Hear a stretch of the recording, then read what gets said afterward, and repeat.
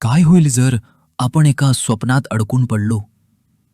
रात्र झाली, डोळे मिटले आणि आपण एका वेगळ्याच जगात गेलो. तिथं सगळं आपल्या इच्छेनुसार घडतंय. उडता येतंय. पाण्याखाली श्वास घेता येतोय. भूतकाळ बदलता येतोय. पण हळूहळू लक्षात येतं, हे स्वप्न आहे, पण आपण जागं होत नाही. हा अनुभव म्हणजेच लुसिड ड्रीमिंग. जिथं आपण स्वप्नात असूनही आपल्याला ते कळतं आणि आपण त्यावर नियंत्रण ठेवू शकतो.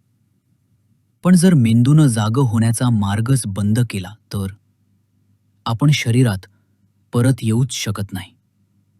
डोळे उघडत नाहीत, पण आतून सगळं चालू आहे. आपण त्या स्वप्नातच आयुष्य जगायला लागतो, पण ते वास्तविक नाही.